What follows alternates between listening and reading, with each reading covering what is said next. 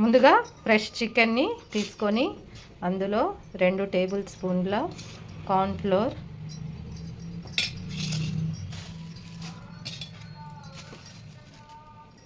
2 table స్పూన్ల మైదా,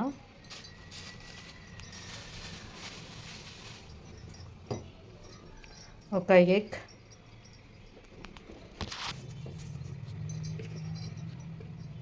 1 spoon కారము,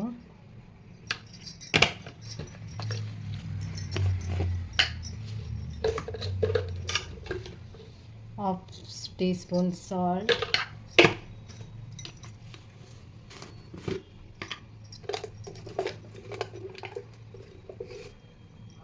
కొద్దిగా అల్లం వెల్లుల్లి పేస్ట్,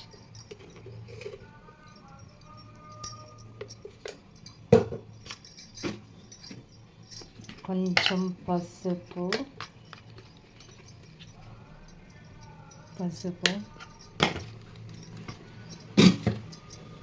తర్వాత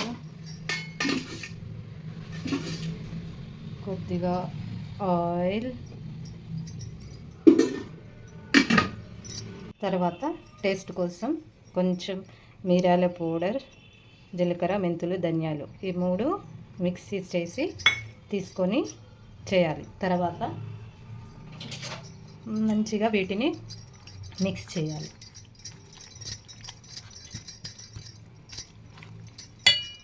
ఇలా ఒక 1/2 అవర్ దాకా కలిపేసి మూత పెట్టేసి పక్కన పెట్టుకోవాలి.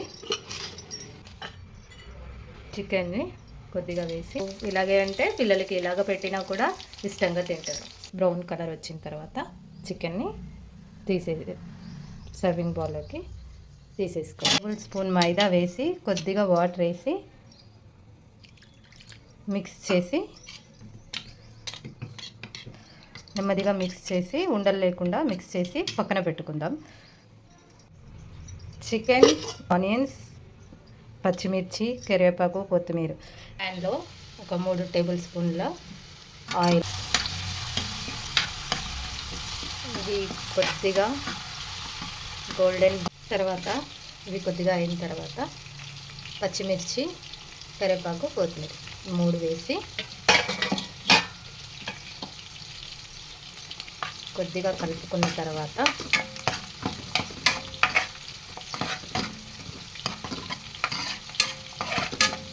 ఇప్పుడు మనం కొద్దిగా పసుపు,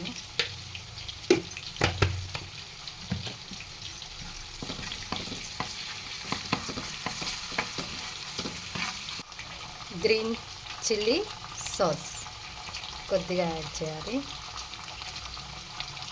చేయాలి. ఎందుకంటే మనం ముందుగానే పచ్చిమిర్చి యాడ్ చేసుకున్నాం కాబట్టి కొద్దిగానే యాడ్ చేయాలి. తర్వాత కొద్దిగా చిల్లీ వెనిగర్ కొద్దిగా వేసి ఇది బాగా మిక్స్ చేసుకోవాలి.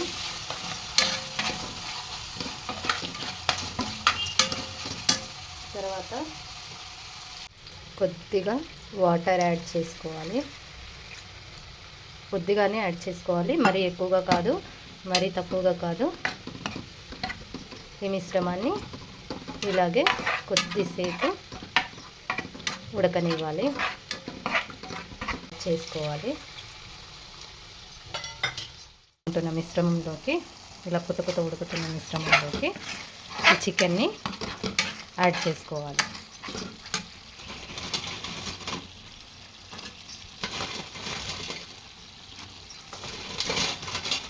మినిట్స్ తర్వాత మూత తీసి కలుపుకోవాలి.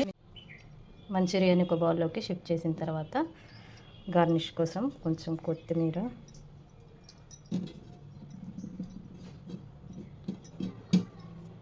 కొద్దిగా నిమ్మరసం పిండుకొని ఒక 5 మినిట్స్ వెయిట్ చేసి తర్వాత తినేయడం. అన్నీ టేస్టీ చికెన్ మంచూరియా సిద్ధమైపోయింది.